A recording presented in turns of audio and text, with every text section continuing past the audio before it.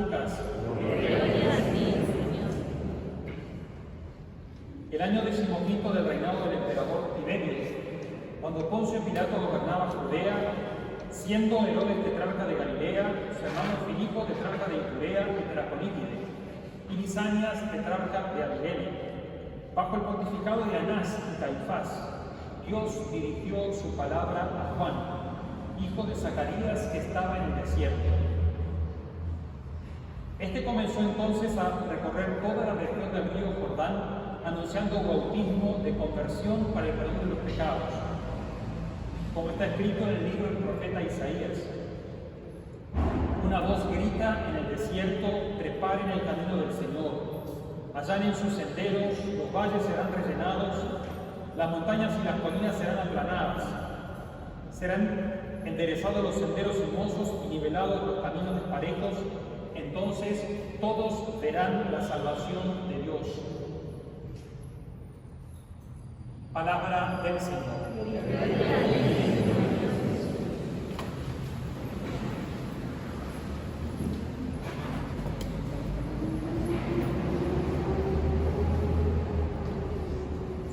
Señor, que nos rendimos ante la tuya, abrir nuestros ojos, nuestros oídos y nuestros corazones y danos la luz de tu Espíritu, para que podamos comprender el mensaje que nos das en tu palabra y para que tengamos la alegría y la fuerza de llevarlo a nuestra vida. Amén. Estamos en el segundo domingo de Adviento y vamos dando pasos. Cada domingo se nos invita a dar un paso en este camino que nos lleva al encuentro del Señor. Adviento es venida, y es la venida del Señor que siempre tiene la iniciativa para encontrarse con nosotros, y por eso nos invita a preparar este camino por el cual el Señor viene. Y el domingo pasado, la palabra que quedaba resonando a partir de las lecturas que hicimos era: vigilen, estén vigilantes. Y por eso terminaba el Evangelio diciendo: estén vigilantes y recen sin cesar. Por eso este tiempo de Adviento es un tiempo de alguna manera, de aumentar nuestra espera, nuestra vigilancia y nuestra atención al Señor que viene. Hoy la clave cambia un poco, se nos presenta un personaje particular que va a estar este domingo y el próximo domingo, que es San Juan Bautista, en el cual aparece en el Evangelio. Y antes de aparecer Juan Bautista, se nos da una cantidad de claves históricas. El año 15 del emperador Tiberio, siendo Poncio Pilato gobernador de Judea, Herodes tetrarca de Galilea, y su hermano Filipo tetrarca de Iturea y de Traconítide, y Lisanias de Abilene, y siendo Caifás y Anás sumos sacerdotes. Es decir, hay una cantidad de claves históricas. Tiberio gobernó desde el año 14 hasta el año 37. Es decir, Juan Bautista comienza su predicación en el año 29 de nuestra era. ¿Y por qué Lucas insiste en todas estas claves históricas? Porque Dios actúa en la historia. Nuestro Dios no es un Dios de mitos o de ideas, sino que es un Dios que aterriza en nuestra historia, y su obrar no es un obrar en el cielo, sino que su obrar es un obrar en nuestra tierra. Y por eso Lucas quiere enmarcar esta acción de Dios en todo este marco histórico y geográfico, empezando por lo más grande. Tiberio era el emperador de todo el Imperio Romano, que era toda la tierra conocida en aquella época, más o menos. Por eso todos los caminos conducen a Roma. Poncio Pilato, el gobernador, después Herodes, los otros, y Caifás y Anás, los sumos sacerdotes.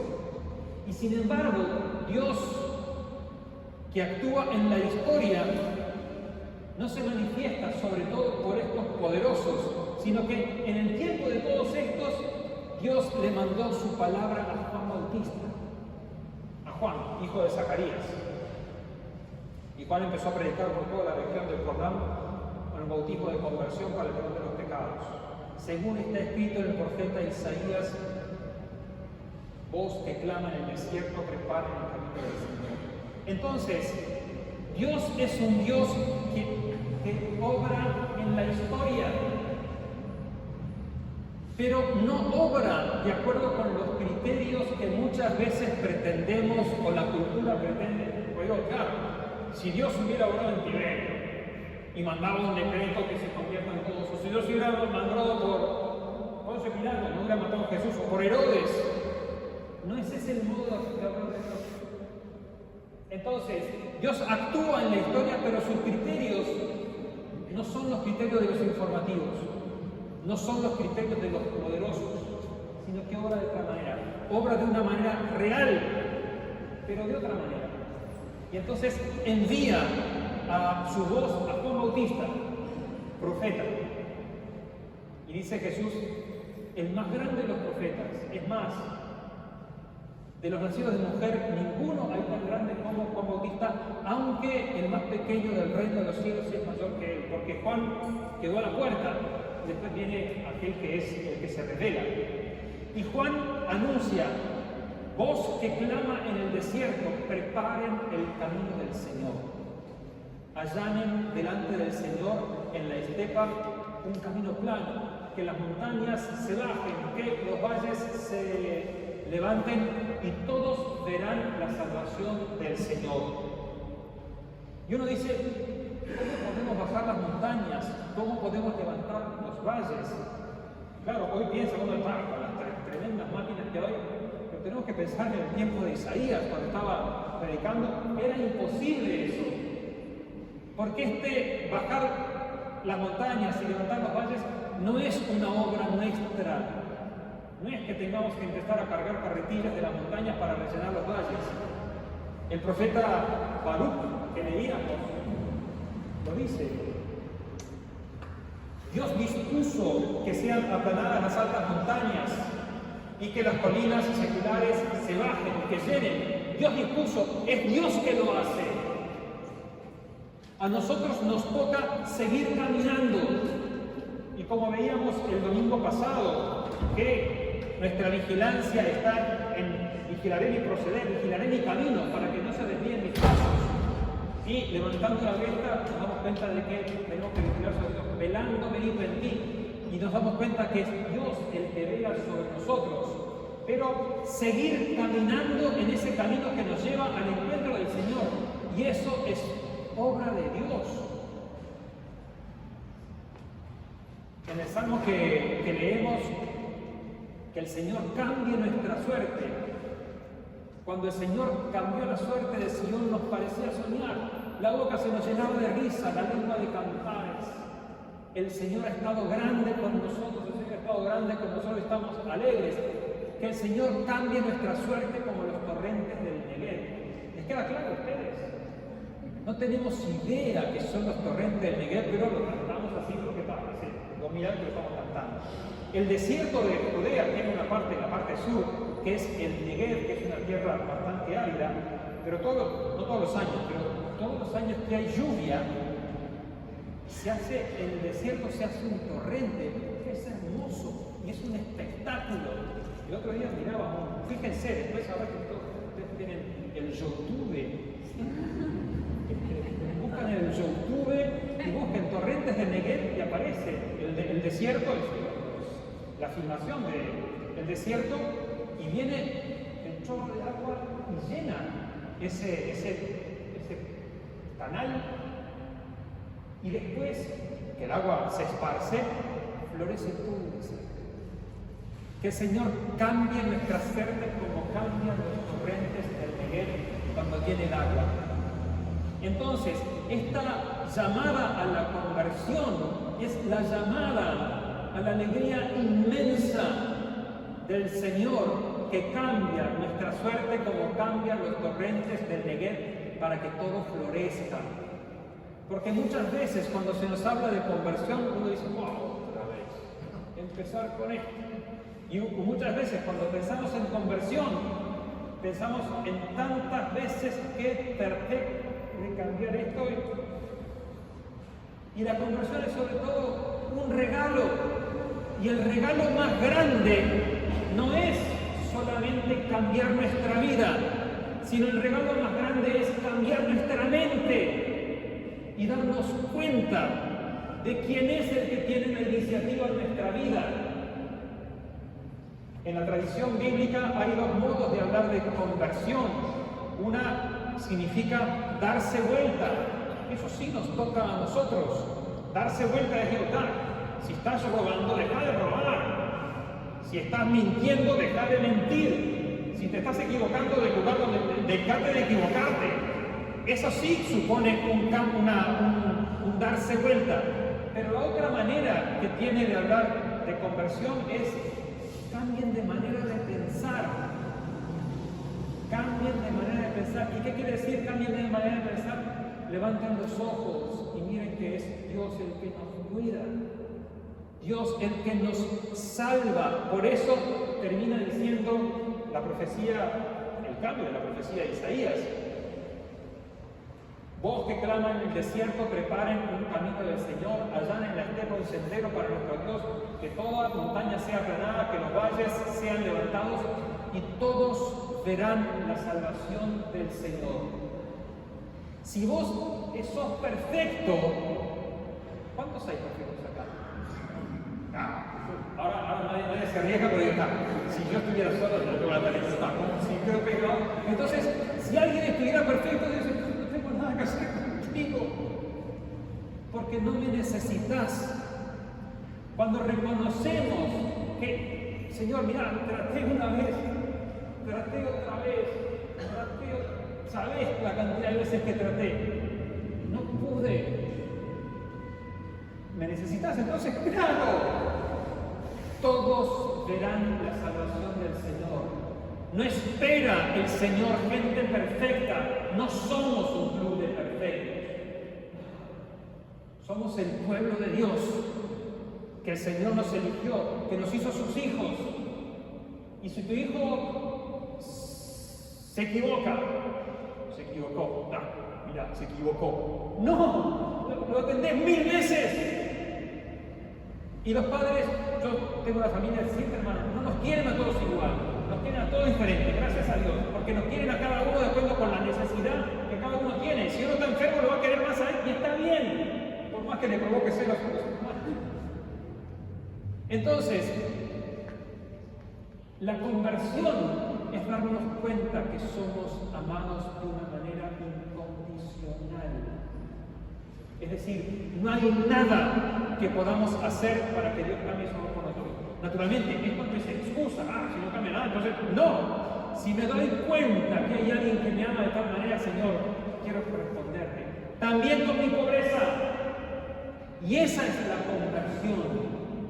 Por supuesto que dejar todas aquellas cosas que nos impiden acceder al encuentro con el Señor. Pero sobre todo, dejar esa actitud que nos dice, hasta que yo no me convierta a esto, no puedo llegar a vos porque no soy tu Padre. Vengo para salvarte. ¿Aceptás mi salvación? Esa es la alegría del Señor. Hay más alegría en el cielo por un solo pecador que se deja salvar. Y esa es la conversión. Que por 99 justos que no precisan salvarse. Entonces, hoy encendemos una segunda vela. Y esta segunda vela no es simplemente decorativa, es más lindo encender dos que encender una. Esta segunda vela es nuestra manera de decir, sí Señor, vigilamos, como escuchábamos el domingo pasado. Pero hoy damos un paso más. Y en esa vigilancia escuchamos que vos actúas siempre con nosotros en la historia y que la cambiás. Y así como es imposible que el desierto florezca, vos lo hacés florecer como cambian los torrentes del Negev. Y si el Señor se preocupa por hacer florecer el desierto, no se ocupará de nosotros que somos sus hijos. Si el Señor embellece el desierto con flores que florecen un día y el otro día con el sol que hace, se marchitan, no se preocupará por cada uno de nosotros que somos sus hijos y que le costamos la sangre del Hijo. Hasta ese punto somos amados.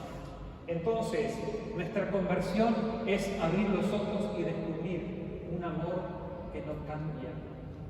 Es más, un amor que cambia, porque como dice el libro de las Lamentaciones, cada día se renueva su amor por ti. Cada día el Señor renueva su amor por ti. Vamos a pedirle que este camino de Adviento encuentre en nosotros ese corazón atento para atender su palabra y para no poner resistencia a su palabra. Y dejar que sea ella, la palabra de Dios, la que actúe en nosotros para que, destapando nuestros oídos, podamos escuchar su palabra que nos dice: te amo de una manera incondicional. Quítate las vestiduras de luto porque el Señor te devuelve. Termino con esto. La primera lectura de la profecía de Baruch anuncia la gloria de Jerusalén, porque Jerusalén había sido invadida por Nabucodonosor y habían deportado todos los jefes, el rey, los sacerdotes, todos los oficiales y habían destruido totalmente Jerusalén. Pero después de 30 y pico de años, Dios hace volver y reconstruye Jerusalén. Olvida tu traje de luto, el Señor te viste de fiesta. Y cuando estaban en el destierro, era como la muerte del pueblo. No tenían tierra, no tenían rey, no tenían sacerdotes, no tenían nada. Estaban muertos y Dios los hace volver, les devuelve la vida. Esa es la anticipación de la resurrección. Primero el pueblo empieza a comprender que Dios resucita al pueblo. Y de ahí empieza a darse cuenta: si el Señor resucita al pueblo, ¿cómo no nos va a resucitar a nosotros? Vamos a pedirle al Señor entonces que abra nuestros ojos, nuestros oídos, para escuchar su palabra, que es la que tiene fuerza para convertirnos. Y que, escuchando su palabra, dejemos brotar en nosotros esa luz, esa voz que grita en el desierto. Y muchas veces el desierto también está adentro de nosotros, porque ponemos muchas piedras y muchas distancias. El desierto bíblico no es tanto un lugar árido, sino un lugar despoblado. Hay veces que nosotros somos los que ponemos distancias y que el Señor cambia esa suerte para que, rompiendo las distancias y tendiendo puentes, no solamente dejemos que la palabra del Señor nos toque a nosotros, sino que seamos nosotros portadores de esa fuerza y de esa luz y de esa voz para aquellos que están también esperando. Encender la vela no es simplemente para que nos ilumine nosotros, sino para ponerla alta y que ilumine a todos los que están en la casa. Que la conversión que el Señor nos regala no sea simplemente para mi corazón, sino que la conversión que el Señor nos regala sea para nuestra vida, para que arda nuestra vida y seamos portadores de esa voz que es la voz de la salvación del Señor, que nos ama y entrega su vida por nosotros.